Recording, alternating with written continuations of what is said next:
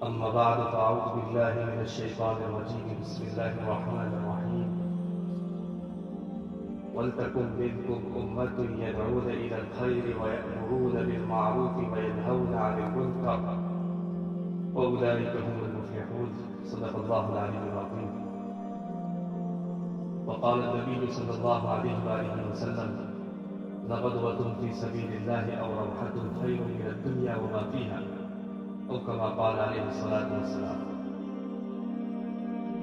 محترم بزرگوں، دوستوں اور عزیز بھائی، ہم جو یہاں پر جمع ہوئے ہیں، اس جمع ہونے میں ہمارا اپنا کوئی ذاتی کمال نہیں، بلکہ اللہ تبارک و تعالیٰ نے بہت سے لوگوں میں سے ہمیں چھانٹ کر اور انتخاب فرما کر یہاں پر پہنچایا ہے. اللہ یصطفی من الملائکۃ رسلا ومن الناس. چھٹائی اور انتخاب جو ہے یہ اللہ کی طرف سے ہوتا ہے. توفیق بھی اللہ تبارک و تعالیٰ دیتے ہیں نیک اعمال کی، اور نیک اعمال کی توفیق بھی اللہ تبارک و تعالیٰ ہی چھینتے ہیں. دونوں چیزیں اللہ کی طرف سے. توفیق کا ملنا بھی اللہ کی طرف سے ہے، اور نیک اعمال کا نہ کرنا اور توفیق کا سلب ہو جانا یہ بھی اللہ کی طرف سے. بسا اوقات آدمی کے اپنے ایسے گناہ ہوتے ہیں جس کی وجہ سے اللہ تبارک و تعالیٰ اس کو اپنی بارگاہ میں سجدہ ریز ہونے کی توفیق نہیں دیتے. عربی میں ایک حکایت ہے کہ ایک شاگرد نے اپنے استاد سے سوال کیا کہ ہم تو دن میں اتنے سارے گناہ کرتے ہیں، یہ کرتے ہیں وہ کرتے ہیں، لیکن ہمیں بظاہر اللہ کی طرف سے جو سزا ملنی چاہیے اور جو نظر آنی چاہیے وہ تو ہمیں نظر نہیں آئی. نہ ہمارا ہاتھ ٹوٹا، نہ پیر ٹوٹا، نہ ہمارا کوئی جانی نقصان ہوا، نہ کوئی مالی نقصان ہوا. تو استاد نے انہیں جواب دیا کہ تمہیں اللہ تبارک و تعالیٰ نے آہ سحر گاہی سے اتنے اوقات سے محروم کر دیا، یعنی راتوں کو اٹھ کر اللہ سے لو لگانے سے اور اللہ کے سامنے آہوزاری کرنے سے جو اللہ نے تمہیں محروم کر دیا ہے اس کا وقت کتنا ہوا. تمہیں کتنے اوقات سے اللہ نے قرآن پڑھنے کی توفیق نہیں دی، کتنے دنوں سے اللہ نے تمہیں تہجد پڑھنے کی توفیق نہیں دی، کتنے دنوں سے تمہارے آنکھوں میں سے جو ہے آنسو جو تھے وہ نکلتے تھے وہ خشک ہو گئے، اب وہ نکلتے ہی نہیں. تمہیں جو ہے نمازوں میں وہ مزہ نہیں آتا ہے، تمہیں ذکر و اذکار میں تمہاری اتنی دلجوئی نہیں ہوتی، دل اتنا نہیں لگتا ہے، قرآن کی تلاوت میں تمہیں اتنا تلذذ حاصل نہیں ہوتا ہے، اتنی لذت نہیں ملتی. تم یہ نہیں دیکھتے کہ یہ سارا اللہ کی طرف سے. یہ جانی اور مالی نقصان سے خطرناک نقصان ہے، اعمال کا سلب ہو جاتا ہے. تو یہ اللہ تبارک و تعالیٰ انتخاب فرماتے ہیں، اللہ تبارک و تعالیٰ چنتے ہیں، دل میں داعیہ اللہ تبارک و تعالیٰ پیدا فرماتے ہیں، پھر وہ جذبات بنتے ہیں، پھر وہ اللہ تعالیٰ اسباب کو مہیا فرماتے ہیں. سارا بھی جانب اللہ ہے، یہ میری اور آپ کی کوئی منصوبہ بندی اور کوئی پلاننگ سے نہیں. بہت سو کو اللہ تبارک و تعالیٰ نے اس کام میں لگایا بھی، اور بہت سو کو اللہ تبارک و تعالیٰ نے اس کام سے دور بھی کر دیا. ہم اپنے حضرت مولانا ابراہیم صاحب دامت برکاتہم العالیہ سے 2013 سے اس بات کو سن رہے ہیں کہ یہ جو وقت چل رہا ہے دعوت و تبلیغ کے مطابق، یہ جو وقت چل رہا ہے یہ چھٹائی کا وقت چل رہا ہے. چھٹائی کا وقت چل رہا ہے کہ اس میں اللہ تبارک و تعالیٰ بہت سے لوگوں کو چھانٹ دیں گے جن سے اللہ نے بڑا کام لیا. ایک زمانے میں گاؤں ان کے ذریعے سے اللہ نے کھڑے کر دیے، صوبے اللہ تبارک و تعالیٰ نے ان کے ذریعے سے کھڑے کر دیے، بستی کی بستی اللہ تبارک و تعالیٰ نے ان کی فکروں پر اٹھا دی. لیکن ایک وقت گزرنے کے بعد اللہ تعالیٰ نے ایسے چھاڑ دیا جیسے ہم کھانے میں سے الائچی اور وغیرہ دوسری جو چیزوں کی اس کو فائدہ اٹھا کر پھینک دیتے ہیں، چھانٹ دیتے ہیں. یہ چھٹائی کا وقت چلتا ہے. حضرت مولانا عمر صاحب فاروقی رحمۃ اللہ علیہ فرمایا کرتے تھے کہ کام صرف برائے کام نہیں کرنا ہے، بلکہ کام اس اعتبار سے کرنا ہے کہ اللہ تبارک و تعالیٰ راضی ہو جائے، اللہ خوش ہو جائے، اس کی رضامندی کے لیے یہ کام کرنا ہے. حضرت فرماتے ہیں کہ اس کام میں چلتے ہوئے آدمی جو ہے مشہور ہو جاتا ہے. اس کام میں چلتے ہوئے اللہ تعالیٰ بڑی شہرت دے دیتے ہیں، لیکن مشہور ہو جانا یہ مقبول ہو جانے کی دلیل نہیں ہے. مشہور ہو جانا الگ ہے اور مقبول ہو جانا الگ ہے. مشہور ہو جانا مقبول ہونے کی علامت میں سے نہیں ہے.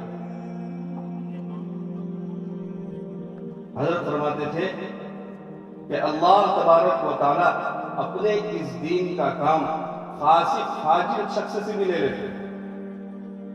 گنہگار آدمی سے بھی اللہ تبارک و تعالیٰ اس کام کو لے لیتے ہیں، جس کا نتیجہ کیا ہوتا ہے کہ خود تو جائے گا جہنم میں، لیکن اس کے ذریعے سے لاکھوں لوگ جنت کے اندر چلے جائیں گے.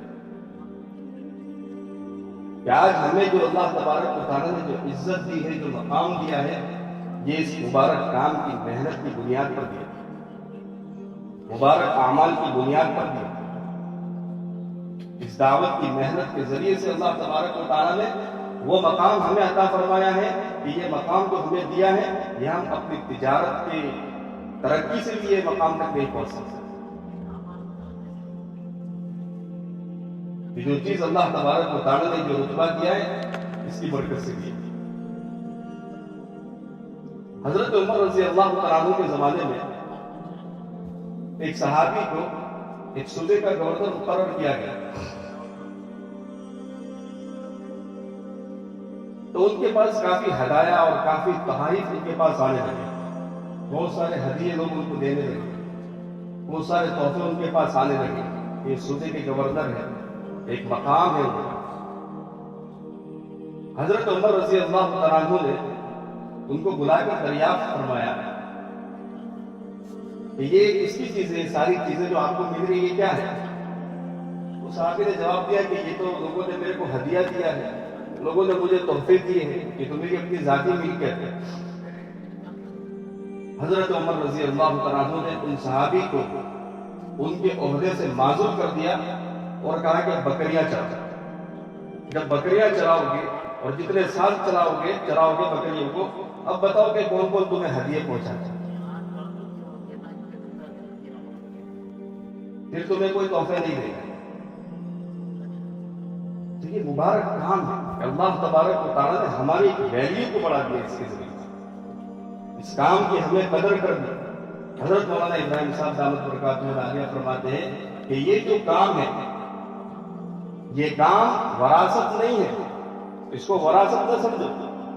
یہ کام امانت ہے، یہ کام ذمہ داری والا کام ہے.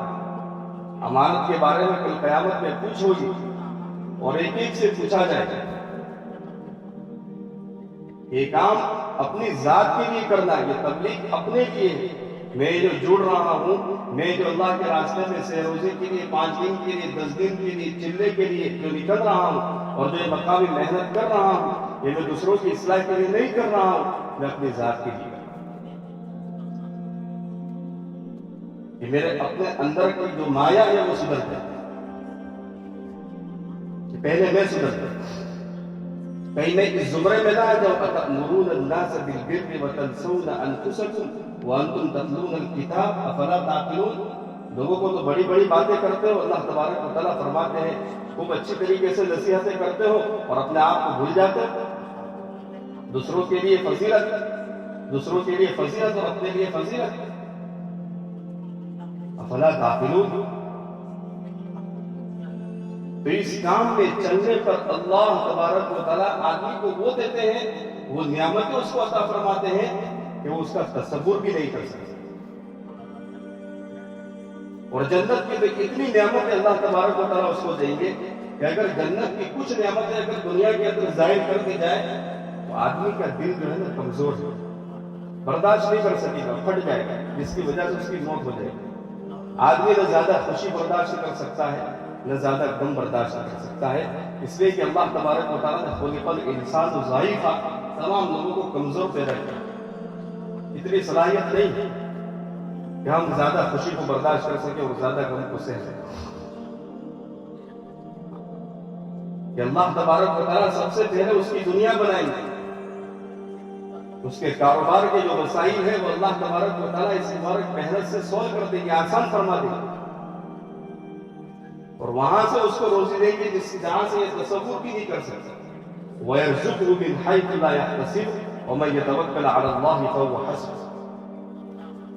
یہاں لفظ یرزق ہے، رزق، اور عربی زبان میں رزق صرف پیسوں کو نہیں کہتے، رزق صرف ینوں کا نام نہیں، منوں کا نام نہیں، ڈالروں کا نام نہیں، روپیے پیسوں کا نام نہیں۔ رزق کا لفظ عربی زبان کے اندر بہت بڑا وسیع مفہوم اپنے اندر لیے ہوئے، اس کے اندر صحت بھی آ گئی، اس کے اندر عزت بھی آ گئی، اس کے اندر اس کی دولت بھی آ گئی، معاش بھی آ گیا، کاروبار بھی آ گیا، گھریلو تمام مسائل کا حل بھی آ گیا، اس کو کہتے ہیں رزق۔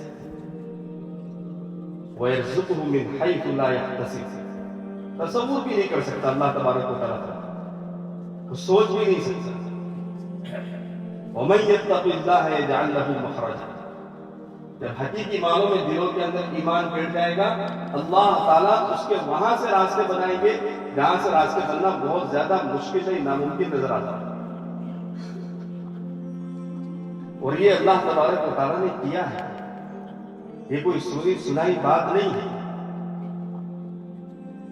اور لوگ دیکھ رہے ہیں، اپنی آنکھوں سے دیکھ رہے ہیں، اس کو محسوس کر رہے ہیں، محسوس کرنے والے، کہ اللہ تعالیٰ نے اس مبارک کام کے ذریعے سے ان کی پہلی جو زندگی تھی، فقر و فاقے والی زندگی تھی، پریشان حال والی زندگی تھی، جن کی اپنی ذاتی کوئی شناخت نہیں تھی، جن کی اپنی ذاتی کوئی پہچان نہیں تھی، اللہ تعالیٰ نے اس کام میں لگنے کے بعد انہیں پہچان دی، اس کام میں لگنے کے بعد اللہ نے انہیں کاروبار کی ترقیات عطا فرمائی،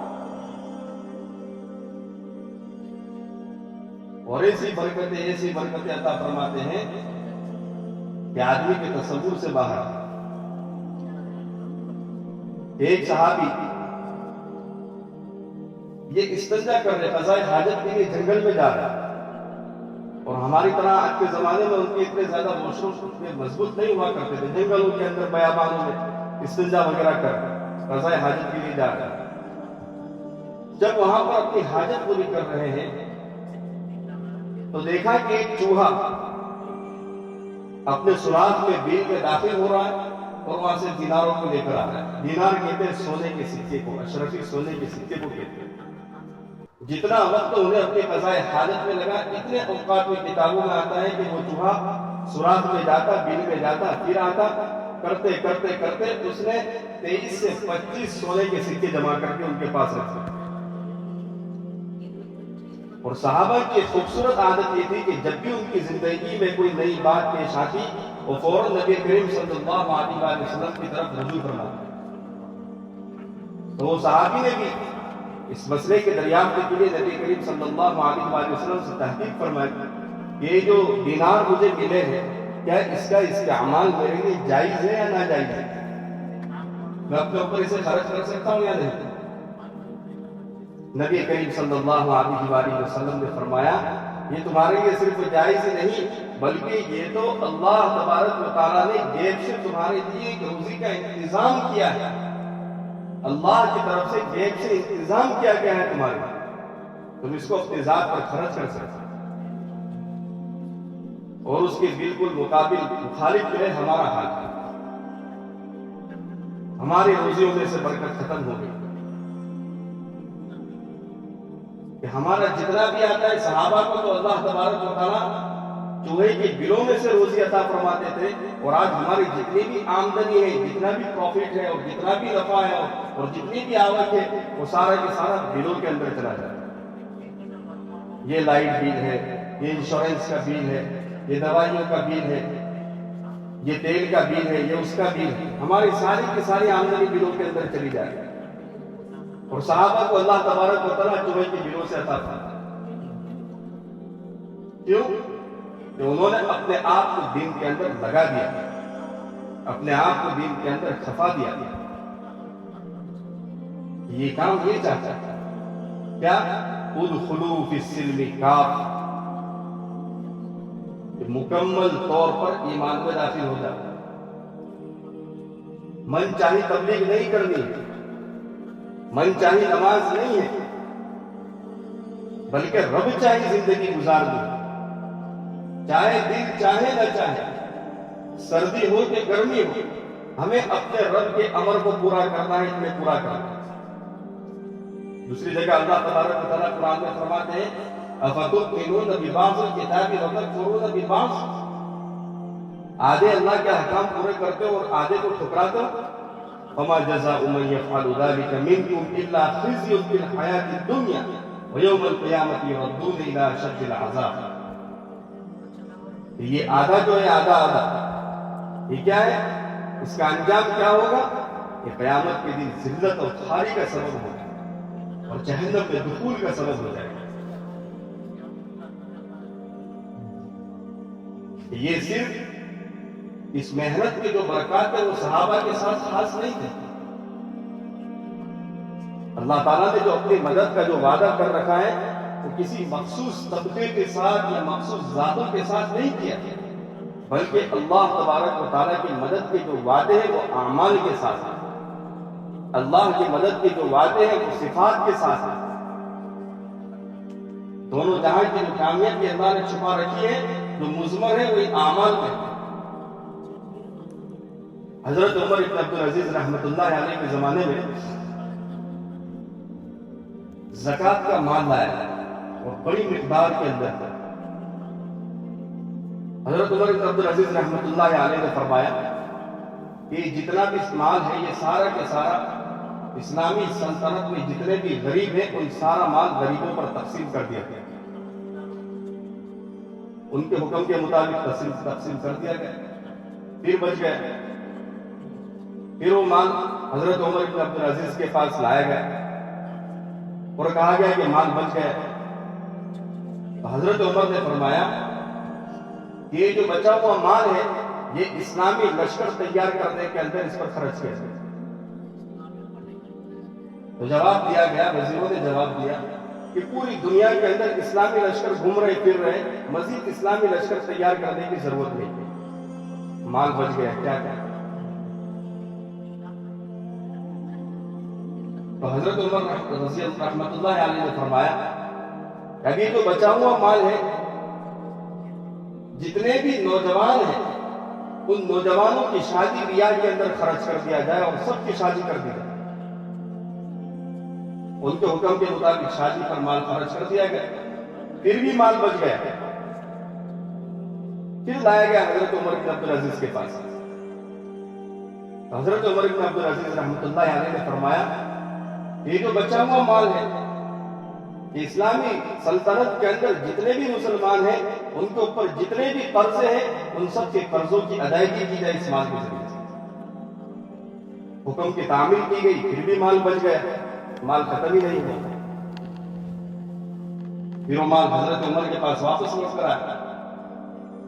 حضرت ابن عبدالعزیز رحمۃ اللہ علیہ نے فرمایا کہ مسلمانوں کے علاوہ میری بادشاہت میں جتنے بھی یہودی اور جتنے بھی نصرانی ہیں ان سب یہودی اور نصرانی کے قرضے ادا کر دیے.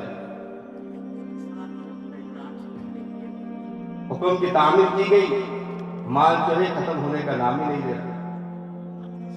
پھر حضرت عمر بن عبدالعزیز نے فرمایا کہ ابھی جو مال ہے جتنے بھی اہل علم ہیں یہ سارا مال اہل علم میں تقسیم کر دیا گیا.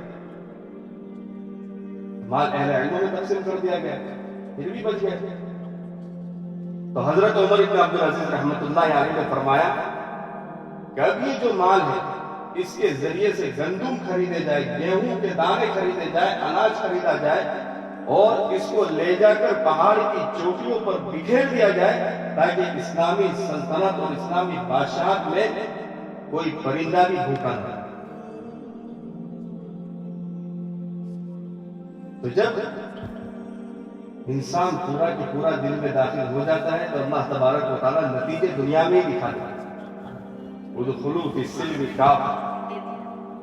اب اس کے بالمقابل ہمارا حال ہم دیکھیں، اس آئینے کے سامنے ہم اپنا چہرہ دیکھیں، اپنے معاشرے کا، اپنے سماج کا، اپنے طبقات کا۔ زکاتیں دی جا رہی ہیں، دینے والے دے رہے نہیں دے رہے، لیکن غریبی ختم نہیں ہو رہی، غریبی اس سے ختم نہیں ہوتی۔ سارے مسائل کا حل اللہ تبارک و تعالیٰ نے اعمال دعوت کے اندر رکھا، سارے مسائل کا، دنیا کے ہو یا آخرت کے۔ اللہ تبارک و تعالیٰ نے اعمال دعوت کو اعمال ہدایت بنا کہ انسان جب اپنے آپ کو اس کے اندر لگا دے گا، اللہ تبارک و تعالیٰ پھر اپنے نتیجے اس دین کی محنت پر جو ہو رہے مرتب وہ اس پر ظاہر کرے گا، ہر چیز میں برکت ہی برکت۔ حضرت حاجی عبدالوہاب صاحب رحمۃ اللہ علیہ کے ملفوظات میں ایک بات پڑھی کہ انہوں نے امام داؤد رحمۃ اللہ علیہ کا قول نقل کیا۔ امام داؤد رحمۃ اللہ علیہ فرماتے ہیں کہ جب ہم اسلام میں پورے کے پورے داخل ہو گئے، دین میں جب ہم پورے کے پورے داخل ہو گئے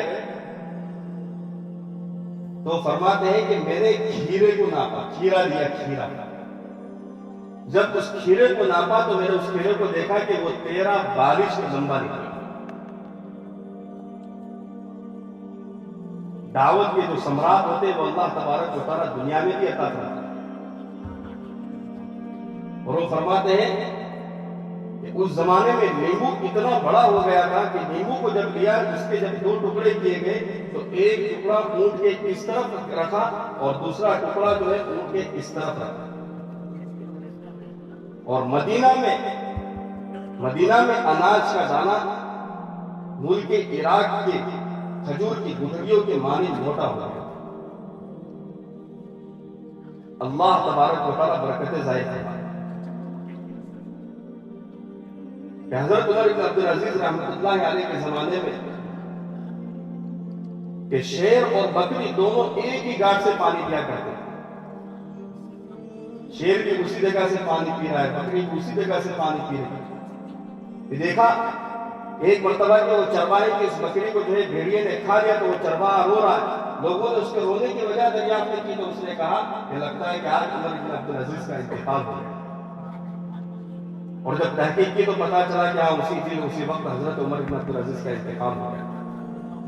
اس دعوت کے ثمرات اللہ تبارک و تعالیٰ دنیا کے اندر بھی ظاہر فرماتا ہے کہ لوگوں اپنے آنکھ سے دیکھ لیتے اس کے ثمرات کو، اس کے نتائج کو، اس لیے کہ جب وہاں پر جنت تیار ہو رہی ہوتی ہے، جب آخرت بن رہی ہوتی ہے، قبر جب سنور رہی ہوتی ہے، جب اللہ تعالیٰ اس کے لیے وہاں پر انتظام فرما رہے ہوتے ہیں تو اس کے ثمرات کچھ دنیا میں بھی اس کو بتا دیا جاتا ہے۔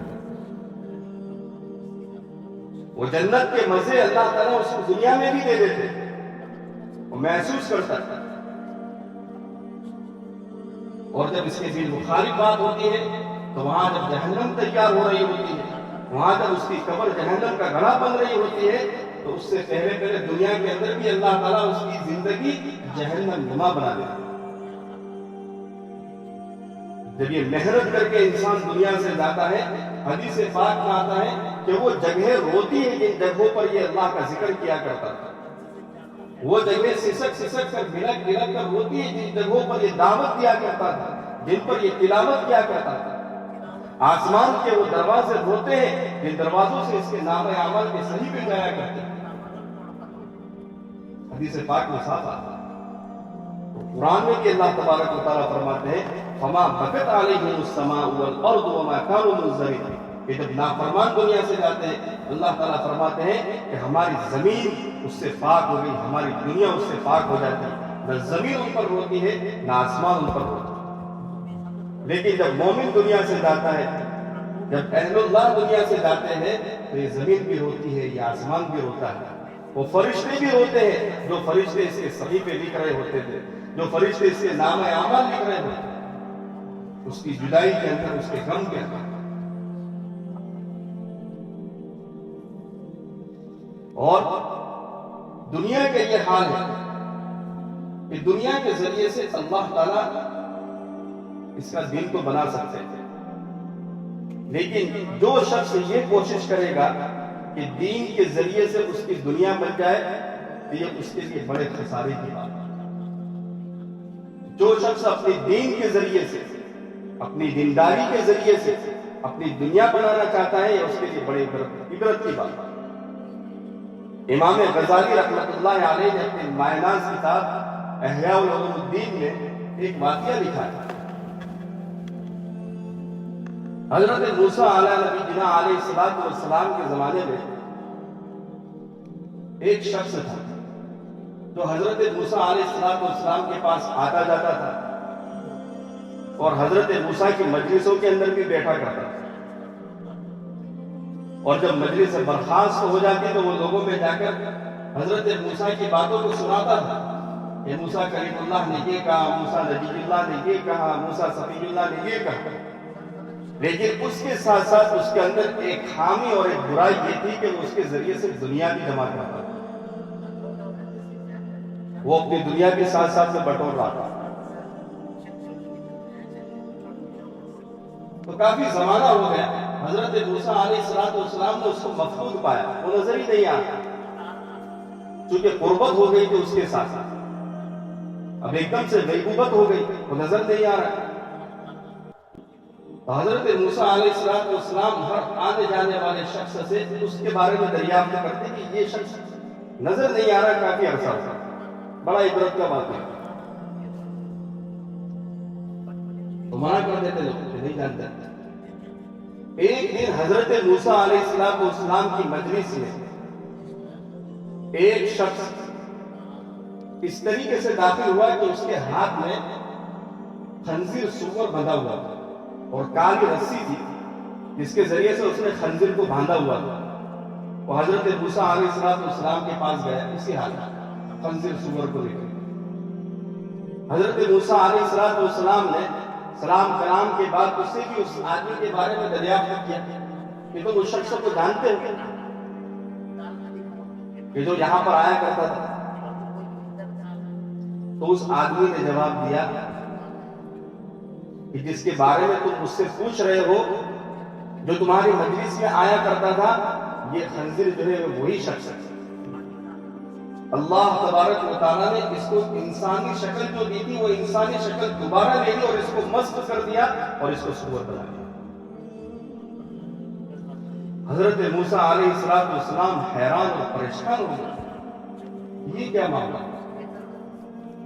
اللہ تبارک و تعالیٰ کی طرف متوجہ ہوئے اور اللہ سے عرض کی کہ اللہ تو اس کو کچھ وقت کے لیے تو انسان کی شکل عطا فرما کر مسخیت سے ہٹا کر اس کو دوبارہ انسان بنا دے تاکہ میں اس سے یہ وجہ دریافت کر سکوں کہ آخر اس سے ایسا کون سا جرم، کون سا پاپ ہوا ہے کہ جس کی وجہ سے اس کو انسان سے حیوان اور حیوان میں بھی ذلیل ترین خبیث ترین جانور اس کو بنا دیا۔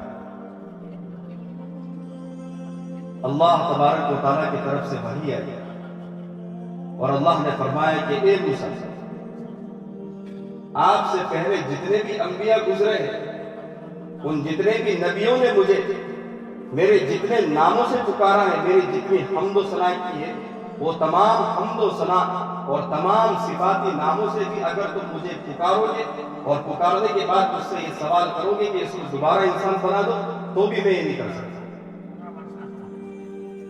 حضرت موسیٰ حیران اور پریشان، تو انہوں نے عرض کی کہ اللہ اس کی وجہ تو بتا دو تاکہ ہم بچ سکیں۔ تو اللہ تبارک و تعالیٰ نے فرمایا کہ اے موسیٰ، یہ شخص جو آپ کے پاس آیا کرتا تھا یہ آپ کے پاس سے آپ کی باتوں کو لے جا کر لوگوں کے اندر پھیلاتا تھا، لیکن اس کی نیت یہ تھی کہ میں یہ دین کے ذریعے سے دنیا بٹوروں، دین کے ذریعے سے دنیا طلب کروں، جس کی وجہ سے میں نے اس کی انسانیت کو مسخ کر دیا۔ کہ دنیا اللہ تبارک و تعالیٰ کے نزدیک اتنی زیادہ ذلیل ترین چیز ہے، لیکن اللہ تبارک و تعالیٰ اس دین کے ذریعے سے دنیا کو بنا دیتے ہیں۔ جو آدمی اس سے مستغنی ہوتا ہے، جو اس سے بے پرواہ ہوتا ہے، جو اس سے بے نیاز ہوتا ہے اللہ تبارک و تعالیٰ اس کی جوتیوں کے اندر دنیا کو رکھتا ہے۔ شرط یہ ہے کہ اس کے دل کے اندر نبی والا درد ہو، نبی والا غم ہو، نبی والی تڑپ۔ حضرت مولانا الیاس صاحب رحمۃ اللہ علیہ فرمایا کرتے تھے کہ دنیا کے اندر جتنے بھی صاحب ایمان ہیں، چاہے وہ ذرہ برابر کو ان کے دل کے اندر ایمان ہو، وہ ایک نہ ایک دن ضرور جنت کے اندر جائے گا، لیکن جہنم سے ہو کر جائے گا۔ پہلے جہنم میں جائے گا، وہاں پر اس کے سارے پاپ اور سارے اس کے گناہ دھوئے جائیں گے، اس کے بعد جنت میں جائے گا۔ لیکن ہماری اس محنت کا مقصد یہ ہے، اس دین کی مبارک محنت کا مقصد یہ ہے کہ آدمی بغیر جہنم میں جائے، سیدھا جنت کے اندر چلا جائے۔ دعوت کی مبارک محنت سے یہ چاہتا ہے، دعوت میں لگنے والوں کی اللہ تبارک و تعالیٰ دنیا بھی بنا دیتے ہیں، اللہ تبارک و تعالیٰ آخرت بھی بنا دیتے ہیں۔ حضرت حاجی عبدالوہاب صاحب رحمۃ اللہ علیہ فرماتے ہیں کہ لوگوں کا یہ کہنا ہے کہ میرے اوپر میری بیوی کا حق ہے، وہ بھی عبادت ہے، کہ مجھ پر میرے والدین کی خدمت ہے، مجھ پر اپنی ذات کا حق ہے، اپنے نفس کا حق ہے، اپنے بچوں کا مجھ پر حق ہے۔ حضرت فرماتے ہیں کہ یہ سارے حقوق جس دین نے دیے ہیں، وہ دین کا اگر جنازہ نکل رہا ہو تو پھر اس کے بعد کون کس کے حق کو ادا کرے گا؟ اگر دین کا جنازہ ہی نکل گیا تو پھر کون ایک دوسرے کے حقوق کو پہچانے گا؟ اولاد ماں باپ کو نہیں پہچانے گا، شوہر بیوی کے ساتھ وہ نرمی سے پیش نہیں آئے گا، کیونکہ جب دینداری نہیں ہے، جب دین زندگی کے اندر نہیں ہوگا تو انسان نہیں بلکہ وہ انسان نما حیوان بن جائے گا۔ حضرت اس کی مثال اس طرح دیا کرتے ہیں کہ جیسے کہ ایک باپ نے اپنے بیٹے کو دکان پر ملازمت کے طور پر رکھ دیا اور کہا کہ یہ دکان ہے، یہاں پر جو ہے تجھے پوری دکان سنبھالنا۔ تو وہ دکان پر اس کا بیٹا جو ہے بیٹھا ہے اور دکان پر بڑی چستی کے ساتھ اپنے کاموں کو انجام دیتا رہا۔ اچانک جو ہے اس کا باپ بیمار ہو گیا۔ لوگوں نے اس سے کہا کہ بھائی آپ کے والد بیمار ہو گئے اور جو ہے آپ کے والد کو آپ کی خدمت کی ضرورت ہے، آپ کو دکان پر بیٹھنا صحیح نہیں ہے، لیکن وہ ایک بات کو لے کر بیٹھا ہوا ہے، کیا کہ نہیں میں اپنے باپ کی نافرمانی نہیں کر سکتا، میرے باپ نے مجھے یہاں پر بٹھایا، میں یہاں سے اٹھوں گا نہیں۔ حتیٰ کہ اس کا باپ اور بیمار ہو گیا، یہاں تک کہ اس کے باپ کا انتقال ہو گیا۔ لوگوں نے کہا کہ اب تو اس کے جنازے میں شریک ہو جا، تب بھی وہ وہی بات کہتا ہے کہ میں اپنے باپ کی نافرمانی نہیں کر سکتا۔ حضرت حاجی عبدالوہاب صاحب رحمۃ اللہ علیہ فرماتے ہیں کہ یہی مثال آج ہم لوگ اوپر شادی کرتے ہیں کہ میرے اوپر اپنی بیوی کا حق ہے، اپنے بچوں کے حق ہے، والدین کے حقوق ہے، اپنی ذات کا مجھ پر حق ہے، کاروبار کا مجھ پر حق ہے، تجارت کا مجھ پر حق ہے۔ اسی لیے اللہ تبارک و تعالیٰ نے فرمایا کہ یہ تمہارا مال، تمہاری اولاد یہ جو ہے سارا کے سارا فتنہ ہے۔ فتنہ کہتے ہیں عربی کے اندر آزمائش، یہ آزمائش کے ڈالنے والی چیز ہے۔ تو اس کام کے ذریعے سے اپنی دنیا کو بنانا ہے اور اس کام کے ذریعے سے اپنے آخرت کو بنانا ہے۔ کہ اس کام میں لگ کر اگر ہمارا دین، اگر صحیح معنوں میں ہم دیندار ہو گئے اور دین کے اندر پورے کے پورے داخل ہو گئے، اللہ تبارک و تعالیٰ ہماری دنیا کے سلمٹوں میں بنا دے گا اور آخرت اللہ تبارک و تعالیٰ وہ نعمت دے گا کہ حدیث پاک میں آتا ہے مالا عین رأت ولا اذن سمعت ولا خطر علی قلب بشر، کہ جو نہ کسی آنکھ نے دیکھی، جو نہ کسی کان نے سنی اور نہ کسی انسان کے دل پر اس کا کبھی وہم و خیال بھی گزرا، تصور کی باہر کی چیزیں اللہ تبارک و تعالیٰ اس کو عطا فرماتا ہے۔ کہ غزوہ موتا، جب یہ غزوہ موتا پیش آیا جو کہ اردون کے اندر اللہ کے رسول صلی اللہ علیہ وآلہ وسلم نے 3000 پر مشتمل صحابہ کی ایک جماعت کو روانہ کی جارڈن کی طرف، اور سامنے جو مقابلہ تھا وہ 1,00,000 ہرقل کی طرف سے 1,00,000 فوجی اور یہاں 3000 مسلمان۔ تو اس میں اللہ کے نبی صلی اللہ علیہ وآلہ وسلم نے 3 صحابی کو امیر مقرر فرمایا اور تینوں کے نام بھی۔ پہلے فرمایا کہ زید بن حارثہ اس لشکر کے امیر رہیں گے، اگر زید بن حارثہ شہید ہو گئے تو اس کے بعد دوسرے امیر جو ہوں گے وہ جعفر بن ابی طالب ہیں. اگر جعفر بھی شہید ہو گئے تو اس کے بعد جو امیر ہوں گے وہ حضرت عبداللہ بن رواحہ ہوں. اگر وہ بھی شہید ہو گئے تو اس کے بعد مسلمانوں کی جماعت کا جس پر اتفاق ہو جائے وہ امیر ہوگا. تینوں سمجھ گئے. نبی کریم صلی اللہ علیہ وآلہ وسلم نے جو فرمایا کہ شہادت جو ہے تو طے شدہ ہے، کہ اللہ کے رسول صلی اللہ علیہ وآلہ وسلم نے جو ہے ناموں کی تعین بھی کر دی.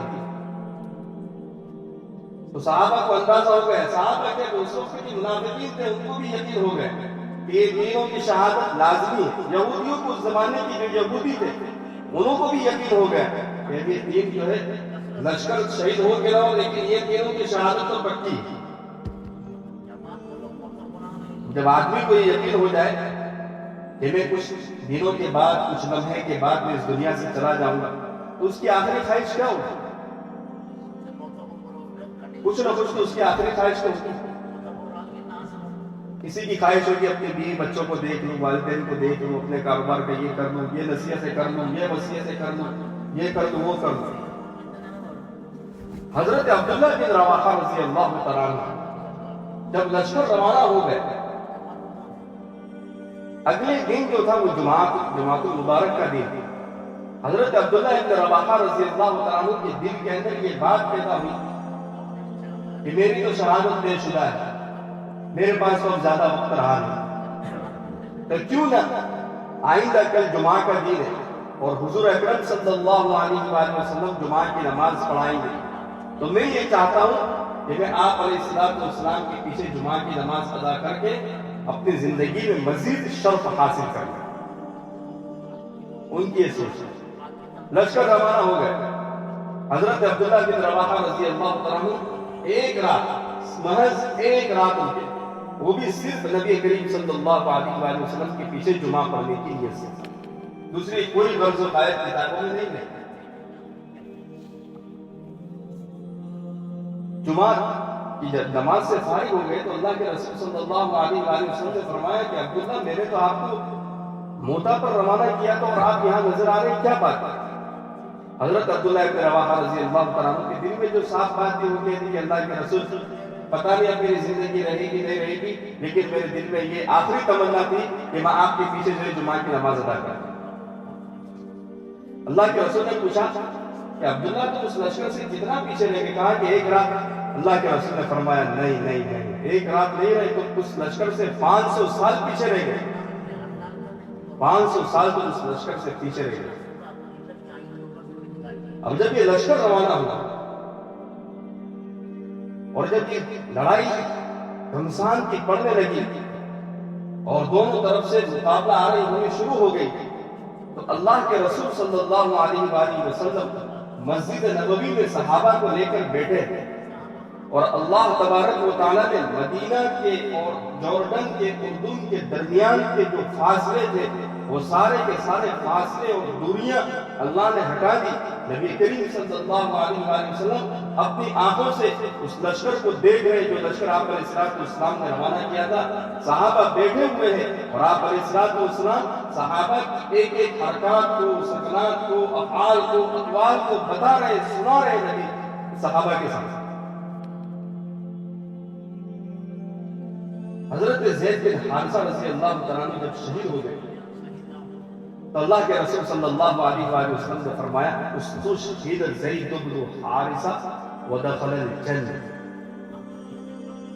زید بن حارثہ نے شہادت کا جام نوش فرما لیا اور جنت میں اپنے ٹھکانے پہنچ گئے. اب واریہ حضرت جعفر بن ابی طالب کی، جعفر طیار رضی اللہ تعالیٰ عنہ،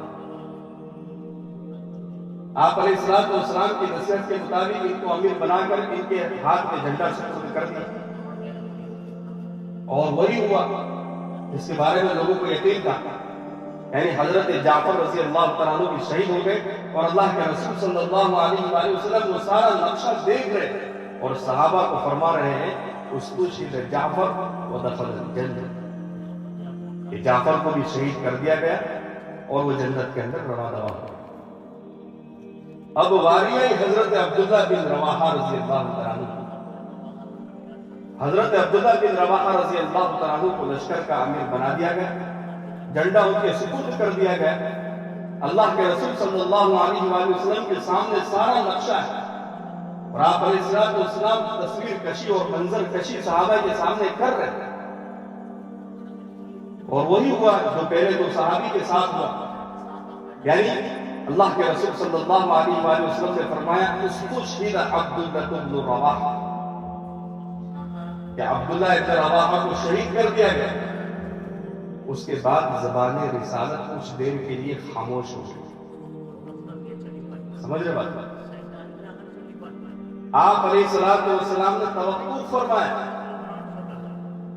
پہلے دو صحابی کے بارے میں فرمایا دخل الجنہ دخل الجنہ، لیکن یہاں پر استشہد کے بعد آپ علیہ السلام کی زبان رسالت توقف فرمایا۔ صحابہ بے چین ہو گئے کہ کیا معاملہ ہے؟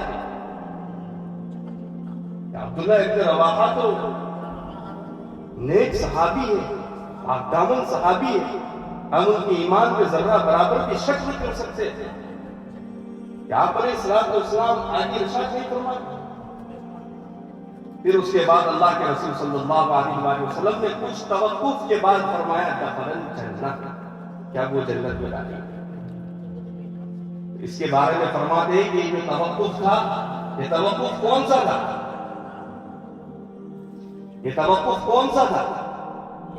یہ توقف تھا کہ جماعت المبارک نبی کریم صلی اللہ علیہ وآلہ وسلم کے پیچھے ادا کر لوں گا، اس نیت سے وہ ایک رات رک گئے تھے اور لشکر روانہ ہو گیا، اور بالکل جائز نہیں بلکہ بہت ہی بڑے شرف کی بات ہے نبی کریم صلی اللہ علیہ وآلہ وسلم کے پیچھے نماز پڑھنا، گویا کہ اپنے مغفرت پر مہر ثبت کر دینا ہے، سکہ لگا دینا ہے کہ مغفرت ہوگی۔ یہ مبارک راستہ اتنا اونچا راستہ کہ یہاں پر ایک ایک چیز جو ہے نبی کریم صلی اللہ علیہ وآلہ وسلم نے جو فرمایا، جتنا فرمایا، جیسا فرمایا، اس کو بالکل ہو ایسے ہی انجام دینا ہے۔ قرآن پاک میں اللہ تبارک و تعالیٰ فرماتے ہیں ما آتاکم الرسول فخذوہ وما نہاکم عنہ فانتہوا، جو دیو وہ دیو، جتنا بولے اتنا کرنا ہے، اور جس سے روکے اس سے رکنا ہے۔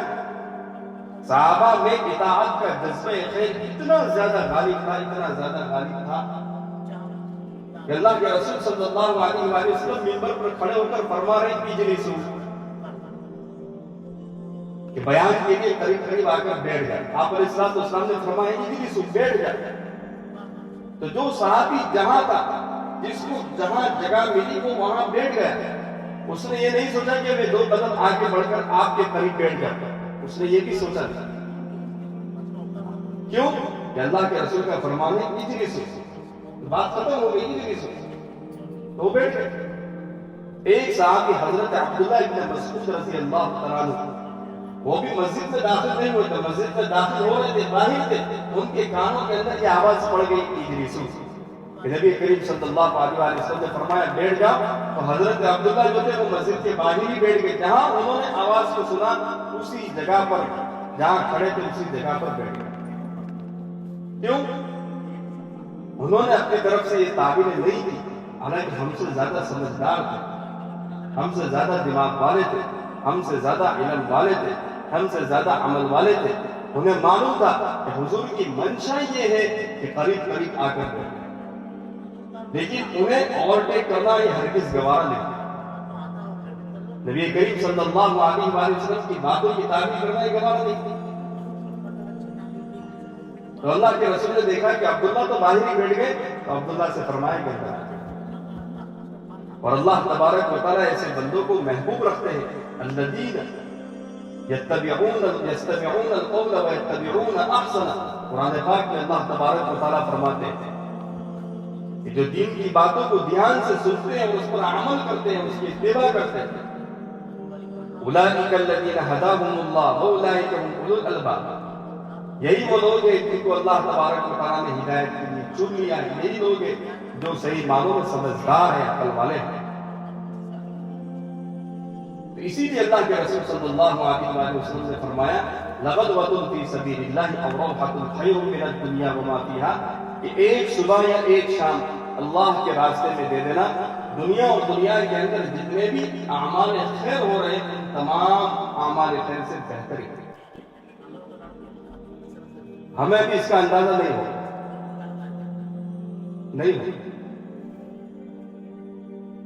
ہم اس بات کے قریب نہیں جا سکتے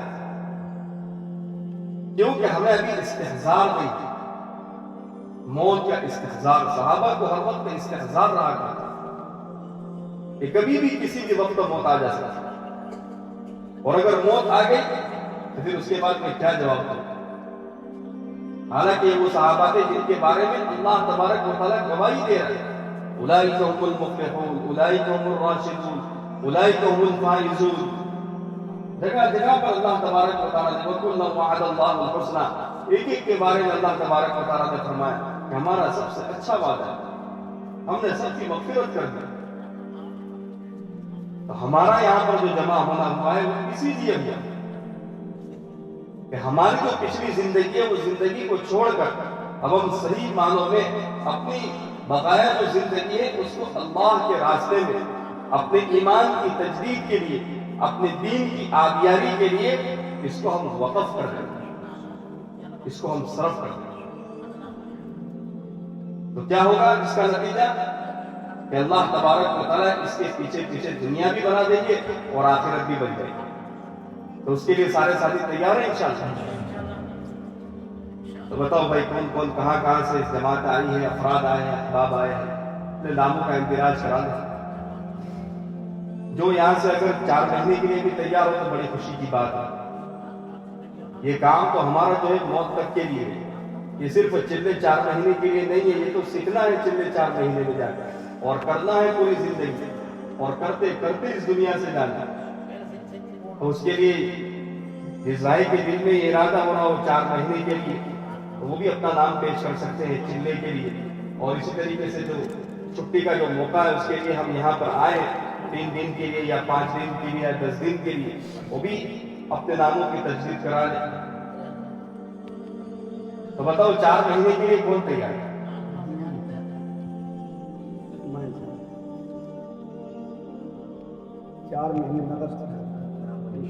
بتاؤ بھائی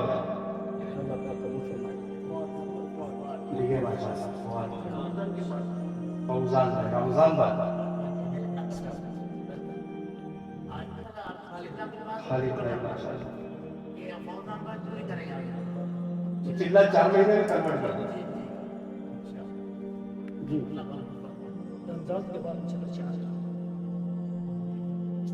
ماشاءاللہ اللہ تعالیٰ نے کرنا آسان کرنا۔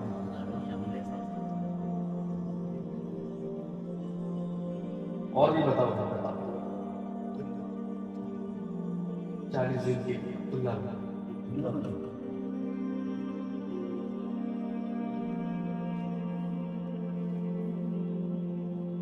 اور بھی بتاؤ۔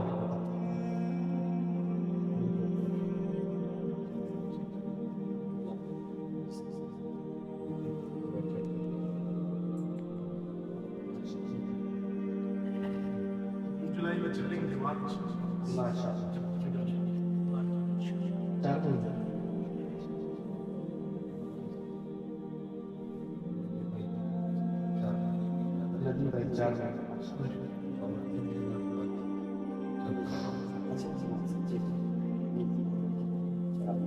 اور بتاؤ بھائی 4 مہینے چلنے کے لیے بتا دینا۔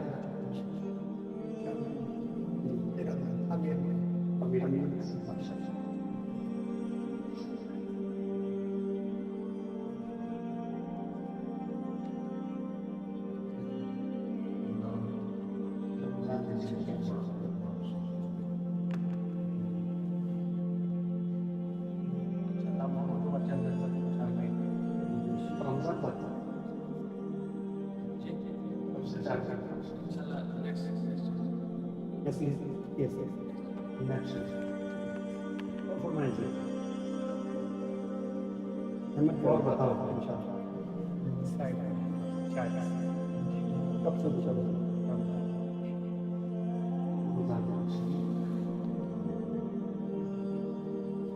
اور کسی کے دل میں کوئی بات آ رہی ہو 4 महीने के लिए, चिल्ले के लिए। नेक दाई का पैदा होना ये भी अल्लाह की तरफ से नहीं, मेहमान होता है। मेहमान का इकराम जरूरी होता है। ईमान की अलामत में से मेहमान का इकराम। मन कान युमिनु बिल्लाहि वल यौमिल आखिर फल्युकरिम ज़यफ़हु। इरादा हो जाता है दिल के अंदर, अल्लाह ताला खैर की बातें डालते रहते हैं।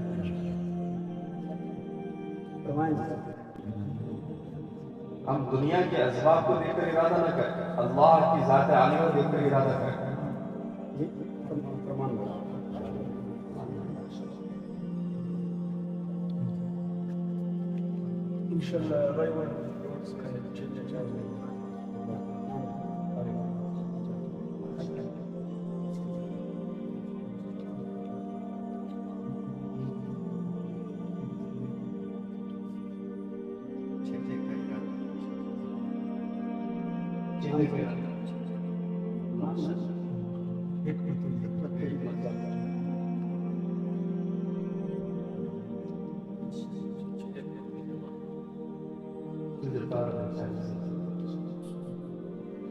और भी बताओ भाई, चिल्ले 4 महीने वाले बता दे सकते हैं।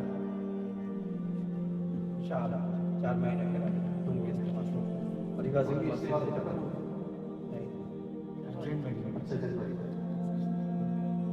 जनवरी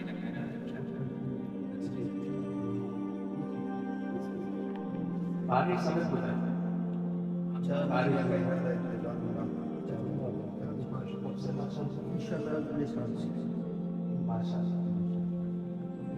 और भी बताओ भाई, कोई भी साथी इस खैर से खाली न जाए, समेट लो। ये खैरात जो अल्लाह की तरफ से हो रही है, इसको हासिल कर दो। हम अपने जाहिर और अपने जाहिरी असबाब को देखते हुए अपने नामों को न लिखाएं, बल्कि अल्लाह तबारक व तआला की ज़ात को देखते हुए अपने नामों को पेश करें। निकालने वाली ज़ात अल्लाह की, अपनी ज़ात से मैं तैयार हूँ, इसके पास नाम लिखाना है, मैं तैयार हूँ, ले जाने वाला अल्लाह की ज़ात। ठीक है जी, इसलिए फरमाएंगे इंशाअल्लाह। अच्छा, मेहनत तो सारे हजरात करेंगे इंशाअल्लाह। चिल्ले 4 महीने, सबसे मुकद्दम 4 महीने, उसके बाद चिल्ले की मेहनत करेंगे। अच्छा माशाअल्लाह, इस जोड़ की बरकत से बहुत से हमारे अहबाब आए हुए हैं, जमातों की शक्ल में भी आए हैं और इनफरादी तौर पर भी आए हुए हैं। तो इंशाअल्लाह इन हजरात के सामने हिदायत की बात ये भी हो जाएगी। तो ज़रा एक बार बता दें कि 3-3 दिन के लिए या 5 दिन के लिए, 5 दिन वाले हैं, 5 दिन वाले या 7 दिन वाले, ऐसी कोई तरतीब वाले अगर हो तो, ताकि रुक बनाने में आसानी हो जाए, क्योंकि छुट्टियों का अरसा भी लंबा है माशाअल्लाह। अपने मोहल्ले से जुमा करना। तो बताएं कहाँ से कितनी कितनी जमात आई है, किस मस्जिद से, कितने साथी? 10 साल। अच्छा माशाअल्लाह, ये बात सही है, 10 साल। 6 साल के बाद माशाअल्लाह शुरू ही से 10 जी। हानियों से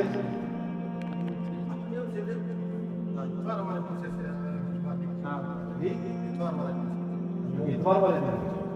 अच्छा माशाअल्लाह, शुरू से 6 साल। उमर बिन खत्ताब वाले,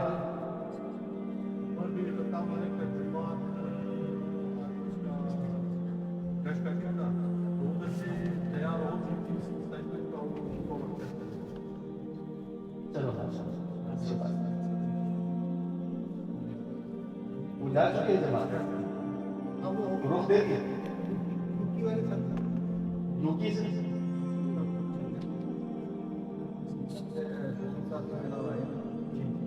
3 साल में बिठाना है, 4 साल, 5 साल। और इचलुवारी से यहाँ से एक जमात है, 2 जमात है माशाअल्लाह।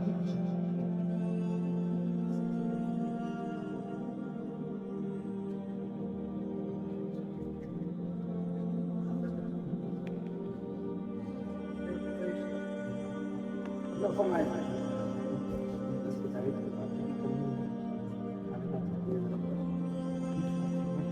محنت کی بات کرتے ہیں آنے کے بعد میں جو ساتھ جانے والے چلا